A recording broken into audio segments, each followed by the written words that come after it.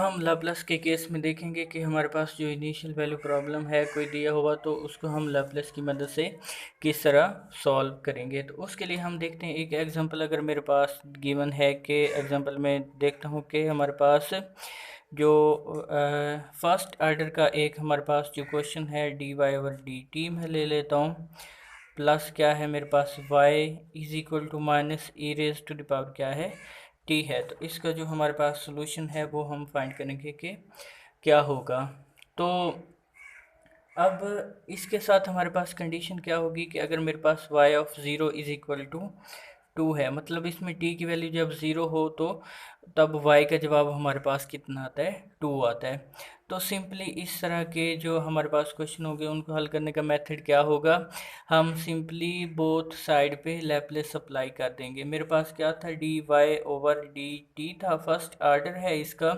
Plus क्या है y, अब y है या y ऑफ t इसको लिख सकते हैं और इस इक्वल क्या होगा minus E raise to the power क्या है t है। अब दोनों साइडों पे मैं लैप्लेस अगर अप्लाई कर देता हूँ, इधर भी लैप्लेस अप्लाई कर दिया और इधर भी लैप्लेस को अप्लाई कर दिया, तो ये हमारे पास क्या होगा, सिंपली लीनियरिटी प्रॉपर्टी हमने पढ़ी थी कि इसको हम अलग अलग भी लिख सकते हैं, मतलब Laplace of D Y over क्या होगा डी टी होगा हमारे पास, प्लस क्या होगा लैप्लेस ऑफ वाई ऑफ क्या होगा हमारे पास टी हो जाएगा इज इक्वल टू। अब इसको अच्छा इस तरह लिख लेते हैं, अगले माइनस बाहर ले लेते हैं, ई रेज टू द पावर क्या आ गया टी, इस तरह आ गया। अब इसमें अगर हम गौर से देखें हमारे पास ये डेरिवेशन आ रही है और फर्स्ट ऑर्डर है, तो हमने पढ़ा था कि एक फार्मूला पढ़ा था, उसको अगर हम लिखें कि लाप्लेस ऑफ मेरे पास है कोई फर्स्ट डेरिवेटिव है तो उसका लाप्लेस हमारे पास क्या होता है इज इक्वल टू होगा S Laplace of F of T होगा। अब हमें जो फंक्शन जिसका मतलब हमारे पास एफ ऑफ टी जो फंक्शन होगा उसका जो हमारे पास लाप्लेस है उसको एस से मल्टीप्लाई कर देंगे। आगे हम एग्जांपल को सॉल्व करते हैं, फिर हमें और ये एफ ऑफ क्या होगा हमारे पास ज़ीरो हो जाएगा। अब इसमें अगर हम देखें तो हमारे पास एफ ऑफ टी क्या होगा और इसको हम किस तरह सॉल्व करेंगे, तो सिंपली इसको देखते हैं कि मैंने क्या फाइंड करना है कि डी वाई ओवर जो डी टी है इसकी वैल्यू क्या होगी। तो इसको अगर सिंपली मैं पुट करूं तो इसकी जगह पे ये वाली चीज़ पुट कर सकता हूं, मतलब क्या होगा मेरे पास, इसको अगर देखें तो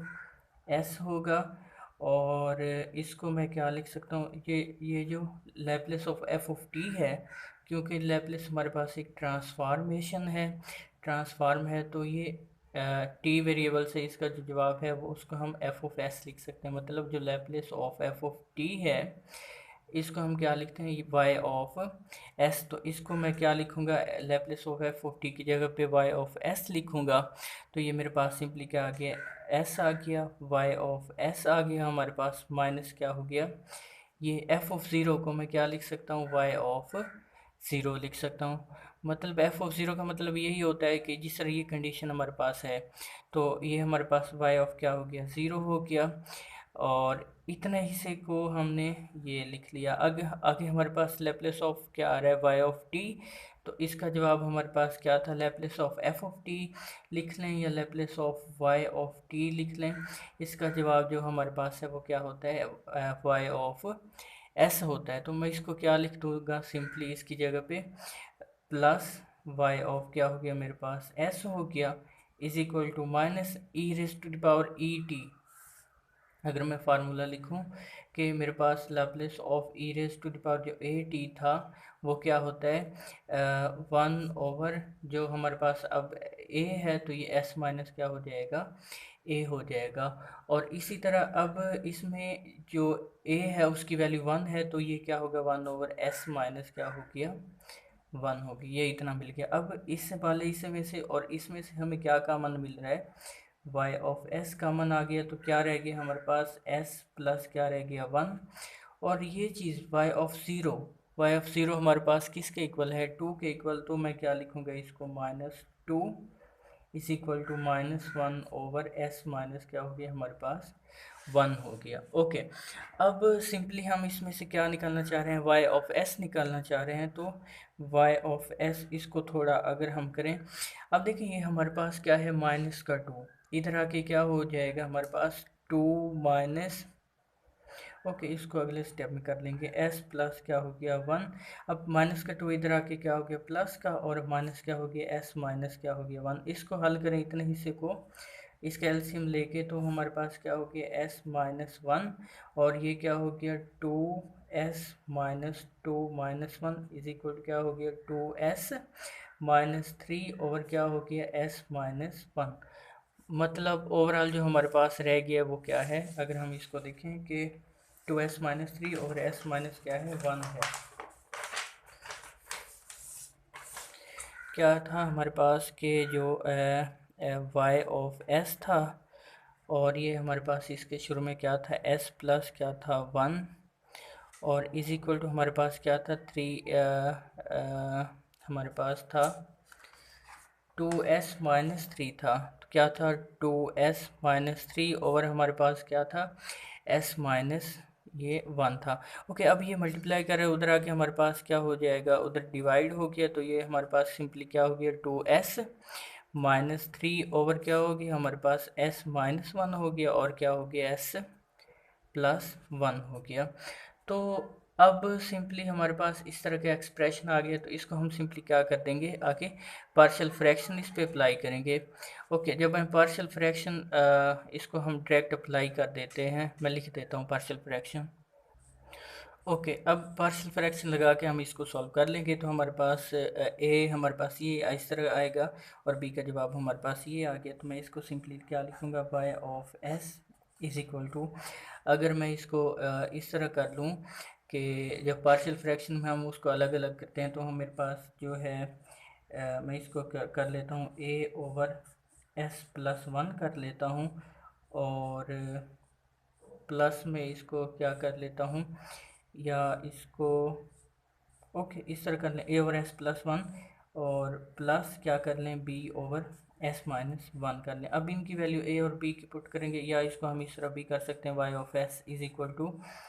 a over s minus 1 plus क्या होगा b ओवर s प्लस क्या होगा 1। अब a और b की वैल्यू पुट करें तो मेरे पास सिंपली क्या बचेगा, अगर a की मैं वैल्यू पुट करूँ तो माइनस 1 ओवर 2, और s माइनस क्या हो गया 1 हो गया, और प्लस इसी तरह b की वैल्यू पुट करूँ तो 5 ओवर 2 हो गया, और ये नीचे क्या है s प्लस हमारे पास 1 है, ये क्या है y ऑफ s है। ओके हम आगे इसको देखते हैं कि इससे आगे हमारे पास इसका सोल्यूशन जो है वो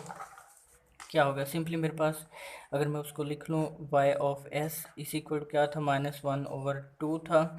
और ये 1 ओवर क्या था s माइनस क्या था 1 था, प्लस में मेरे पास 5 ओवर 2 था, और 1 ओवर s प्लस क्या था 1 था। सिंपली अब हमने ये जो y ऑफ s है इसको हमने ख़त्म करना है, मतलब हमने y ऑफ t को फाइंड करना है। जो हमारे पास असल में क्वेश्चन होगा y ऑफ t फंक्शन, उसको हमने फाइंड करना है, वो हमारे पास क्या होगा। तो सिंपली बोथ साइड पे हम क्या अप्लाई कर देंगे लैप्लेस इन्वर्स। देखें अब ये y ऑफ s मैं अगर लिखूँ ना Laplace of f of t जो मेरे पास है is equal to y of s होता है, या मैं इसको लिखूँ कि Laplace of y of t, इसको हम लिख सकते हैं वो मेरे पास क्या है y ऑफ s है ना। तो दोनों साइड पे लैप्लेस इन्वर्स अप्लाई कर दें, Laplace inverse Laplace y of क्या हो गया t हो गया is equal to Laplace inverse y of क्या हो गया s, ये इसे कट के तो y ऑफ t किसके इक्वल होता है हमारे पास Laplace inverse y of s के इक्वल होता है। तो इसलिए हम इसको दो बोथ साइड पे y of Laplace inverse apply करेंगे, ये हो गया is equal to Laplace inverse, इसको इकट्ठा अगर लिख लें 1 ओवर 2 हो गया मेरे पास, और 1 ओवर s माइनस क्या हो गया 1 प्लस 5 ओवर 2, और 1 ओवर s प्लस क्या हो गया 1 हो गया। इसको अलग अलग लीनियरिटी प्रॉपर्टी इन्वर्स पे भी अप्लाई करें, माइनस 1 ओवर 2 को शुरू में ले लेते हैं, और ये हमारे पास क्या हो गया 1 ओवर s माइनस क्या हो गया 1 प्लस 5 ओवर 2 को शुरू में ले लिया, तो लाप्लेस इन्वर्स हमारे पास क्या हो गया 1 ओवर s प्लस 1 हो गया। ओके हमें पता है s माइनस 1 जो है वो किसका लाप्लेस होता है हमारे पास लाप्लेस इन्वर्स, लाप्लेस ही हमारे पास e raise to the power t होगा 1t हो जाएगा, प्लस 5 ओवर 2 हो गया, और ये s प्लस में है तो ये हमारे पास e raise to the power, अब ये 1 है तो माइनस 1 क्या हो जाएगा t लिख लेते हैं। तो ये हमारे पास जो y ऑफ t है उसका जो हमारे पास आंसर है वो क्या आ गया, इस फॉर्म में आ गया। तो ये हमारे पास होता है इनिशियल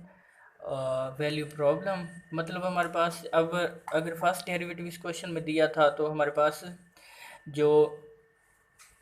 इनिशियल कंडीशन है वो 1 होगी। अगर सेकंड ऑर्डर है ये याद रखना है तो 2 इनिशियल कंडीशन होगी। जिस तरह मैं अगर एक क्वेश्चन लिख देता हूँ कि एग्जांपल में लिख देता हूँ कि अगर मेरे पास हो सेकंड ऑर्डर ले लेते हैं डी स्केयर वाई ओवर, मैं क्या ले लेता हूँ डी टी स्केयर लिख लेता हूँ, और माइनस क्या लिख देता हूँ 2 dy ओवर क्या लिख देता हूँ डी टी लिख दिया, प्लस क्या लिख दिया y इज इक्वल टू मेरे पास t है ई टी है। सिंपल क्वेश्चन है, लेकिन इसमें अभी जो पीछे हमने लैप्लेस के देखे थे फार्मूलाज, उसमें हमने देखा था कि डबल डेरिवेटिव हो तो उसका लैप्लेस किस तरह हम लेते हैं, और जनरल फार्मूला भी हमने देखा था। ओके, अब सेकंड डेरिवेटिव है, सेकंड ऑर्डर, ऑर्डर का मतलब होता है कितना डेरिवेटिव है। फर्स्ट ऑर्डर है तो पहला डेरिवेटिव होगा, अब सेकंड ऑर्डर है तो दूसरा डेरिवेटिव। कंडीशन दो इसमें होंगी, इनिशियल वैल्यू कंडीशन जो है y zero is equal to zero और y dash of zero is equal to हमारे पास क्या होगा ये ज़ीरो। ये दो कंडीशन। अगर इसी तरह थर्ड ऑर्डर मतलब सबसे बड़ा डेरिवेटिव क्वेश्चन में जो है 3 आ रहा है, तो हमारे पास जो है इनिशियल वैल्यू कंडीशन वो भी क्या होंगी 3। तो ये हमारे पास था इनिशियल वैल्यू प्रॉब्लम से रिलेटेड एक दो एग्जांपल हमने देखे इसमें।